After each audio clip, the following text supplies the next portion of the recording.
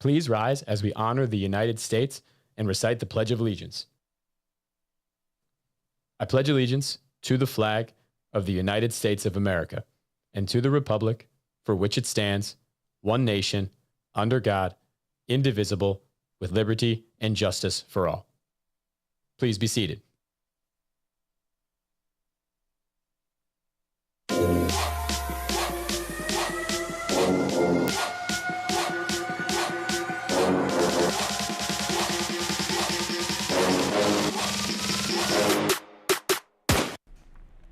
Welcome to Ramzone, your fast break into everything happening across professional sports. I'm Jacob Lifshey. And I'm Jake Rubin. Today we're breaking down the top plays, the biggest storylines, and of course our hot take for the week.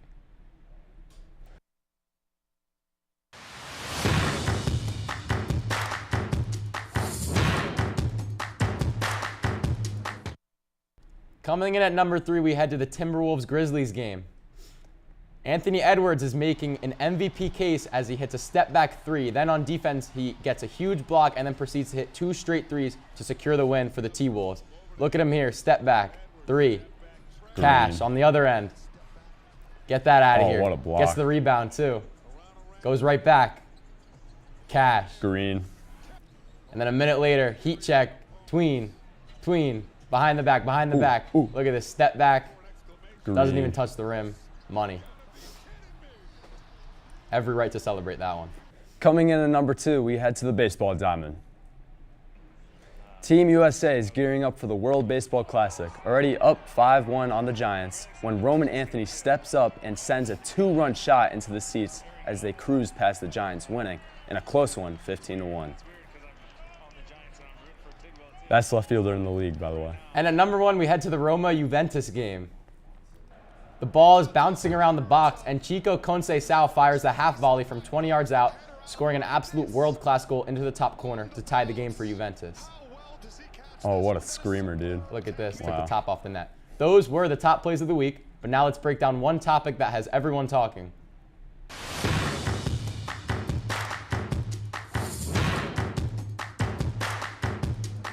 Every 3 years, baseball holds their version of the World Cup, and it's called the World Baseball Classic, WBC for short. The tournament's first game happened last night, and here's a breakdown of how it works. 3 countries are split into 4 pools in which each team will play each other, and the top 2 from each pool will advance to the quarterfinals. From there, it's single elimination until the champion is crowned. There are 3 clear frontrunners to win it all, including Japan, USA, and the Dominican Republic. Japan, who won the last WBC, always feels a great team mixed with Major League and NPB talent, but this year most of the team is unknown, as Japan is primarily made up of guys who play in NPB, Japan's top baseball league. Next is USA, who came up short in 2023 but has geared up and assembled arguably the most talented baseball roster in history. With an all-time great lineup and some of the best pitchers in the game, the U.S. has the best chance to win out of any country. And then there's the Dominican Republic. Offensively, they are loaded. They're stacked with talent littered across the diamond. They also have a really underrated starting pitching staff, as well as a promising bullpen that could push them over the edge as they look to win their first baseball classic in 13 years. So, Jacob, what are your key takeaways for this year's WBC? A big key takeaway that a lot of people are not really talking about is that during pool play, starting pitchers are only allowed to have 65 pitches until they're forced to be taken out, which, might not seem like a big problem because, a lot of pitchers that are playing in the World Baseball Classic, they're representing their country, and, that could get the boost over them. I have a funny story to tell you. This following Sunday, my boy Paul Pastorino, not really the best hitter, or no, he's all right. He's an all right hitter. But going against Braden Canavan, doesn't really throw that hard, but struck out 2 times.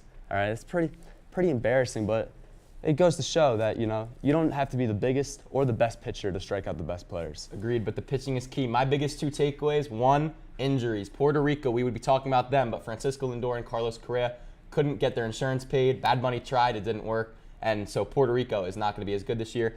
And I also want to emphasize that Japan is still the team to beat. They're the reigning champions for a reason, and they're going to field a great team like we said. We showed you the highlights. We gave you the breakdown. Now it's time to turn up the heat. This next take might spark a little debate. You might agree, you might not, but here's our hot take.